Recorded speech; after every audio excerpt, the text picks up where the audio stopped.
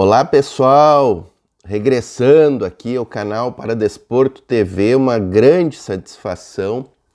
Vou começar o vídeo já com o pacote aquele, né pessoal? Inscreva-se, ative o sininho para notificações, compartilhe o link nos seus grupos de WhatsApp. E muito importante pessoal, deixa o comentário aqui, deixa o comentário com a sua opinião, com a sua questão.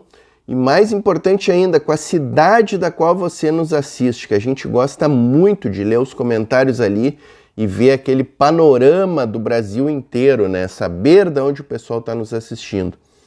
Retornando, pessoal, com uma missão específica aqui. Eu comecei a abordar o protagonismo de alguns ministros nessa questão aí, nessa novela da revisão da vida toda, na semana passada. Nós publicamos aqui um vídeo detalhando o papel do ministro André Mendonça, né, nesse julgamento, a função do André Mendonça. Um ministro que mesmo não votando, né, não tendo o direito a voto, com base naquela questão de ordem trazida pelo Alexandre de Moraes, na qual foi deliberado por 8 votos a 1 que o voto do ministro aposentado prevalecerá no julgamento do plenário presencial.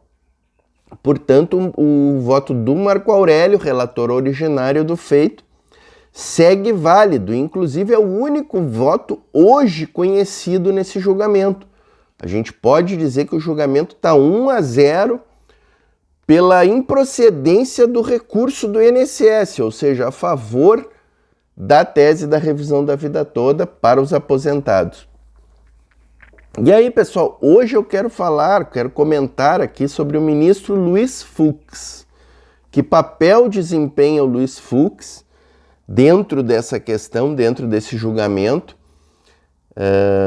É bom recordar que o ministro Luiz Fux ainda é o presidente do STF, né, pessoal?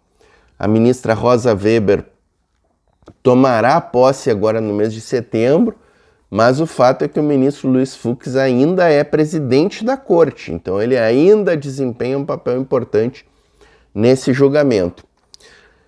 Antes, pessoal, eu quero aqui trazer um breve comentário sobre a questão da resolução 642, que é a que disciplina os julgamentos no plenário virtual, e sobre algumas questões aí do regimento interno do STF, do Código de Processo Civil, que tem surgido aqui nos comentários. Muita gente nos trazendo comentários aqui, dizendo que basta o ministro Nunes Marques desistir do pedido de destaque dele. Quando que o ministro Nunes Marques vai desistir do pedido? Que só o pedido de desistência do Nunes Marques resolveria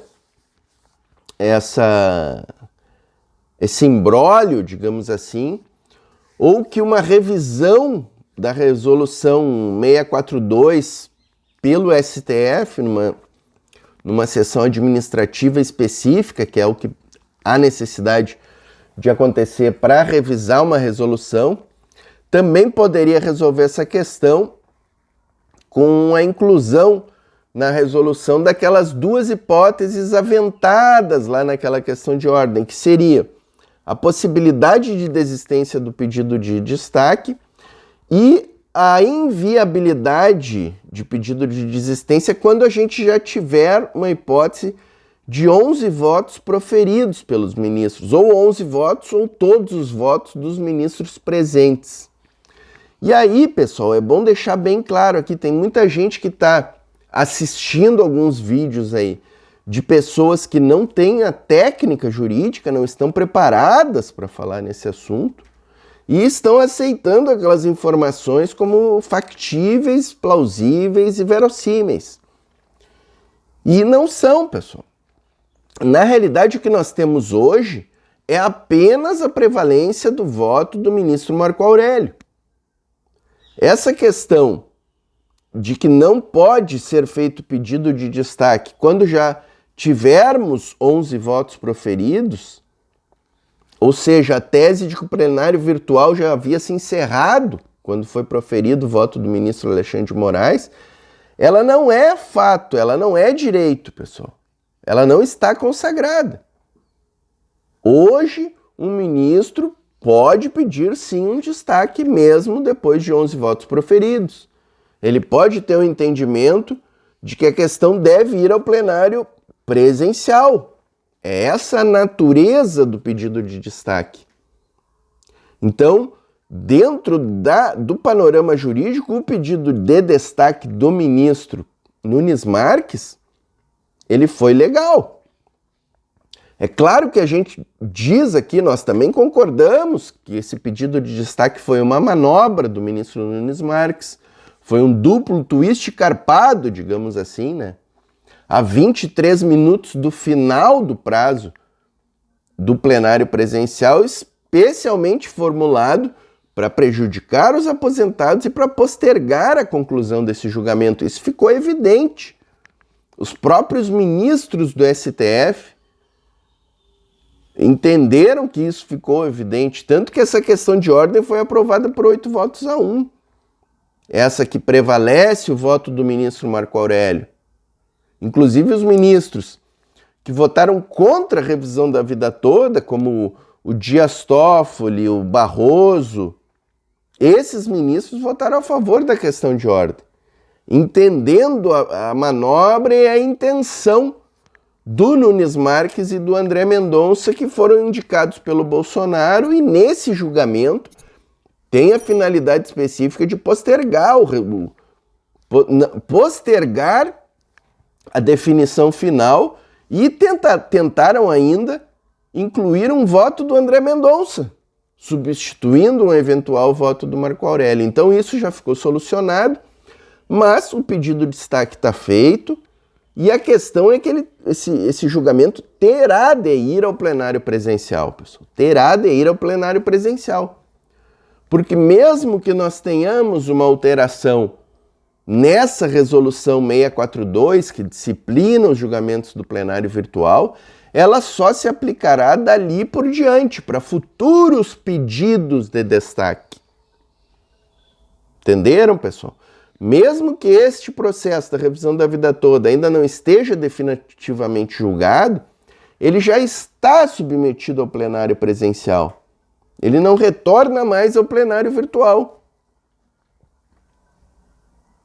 Mesmo que se conclua pela inviabilidade de pedido de destaque quando a gente tiver 11 votos já proferidos. Então, essa questão está bem clara.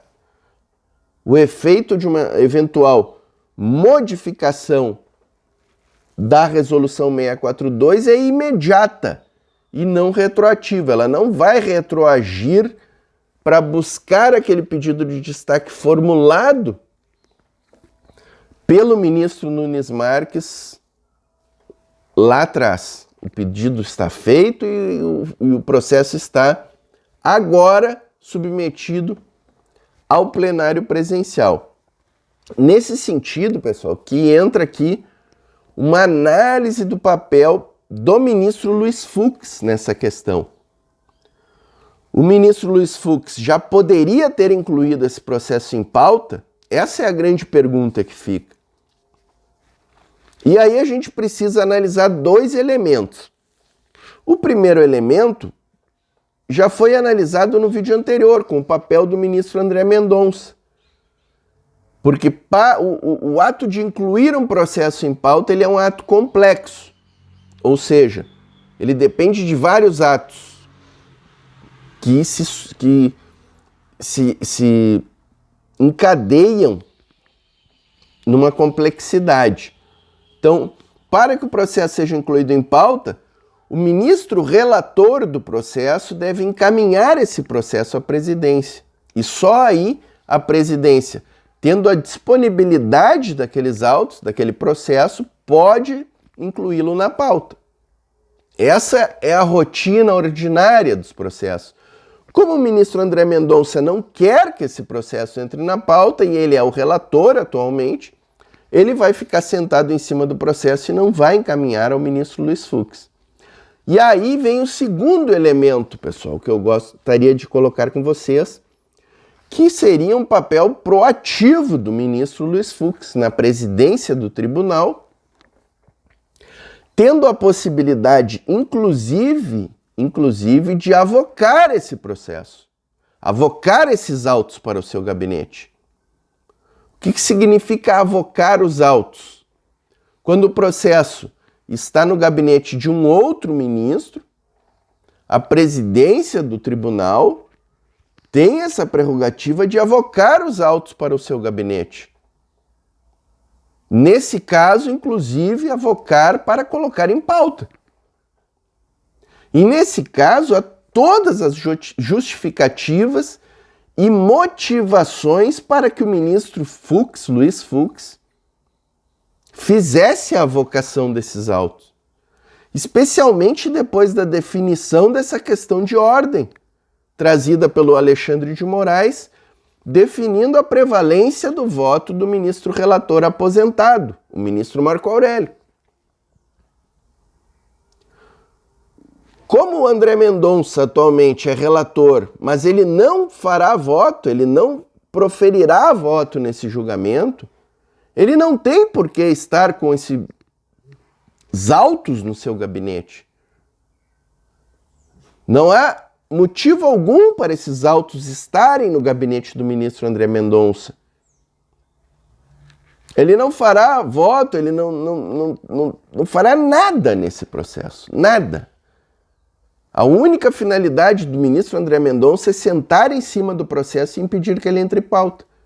E o ministro Luiz Fux, na presidência do tribunal, tem que zelar pelo bom andamento dos processos, pelo trâmite célere dos processos, pela eficácia da tutela jurisdicional, que é um princípio constitucional esculpido lá no artigo 5º da Constituição.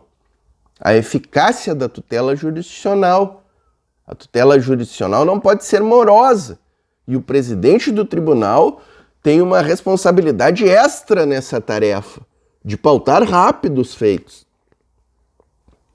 Então eu digo aqui, sem medo de errar, que o ministro Luiz Fux já deveria ter avocado esses autos para o seu gabinete e incluído imediatamente ele na pauta. Na pauta desse mês de agosto ou na pauta de setembro. Mas o fato, pessoal, é que esse processo não foi incluído na pauta de agosto, do plenário presencial da Suprema Corte, não foi incluído também na pauta de setembro, e o ministro Luiz Fux deixará a presidência do STF sem pautar esse feito, sem incluir a revisão da vida toda na pauta. Portanto, manchando as suas mãos de sangue nesse julgamento. É mais um ministro que demonstra o seu comprometimento com o que aí está, com o atrapalhar a vida dos aposentados do INSS.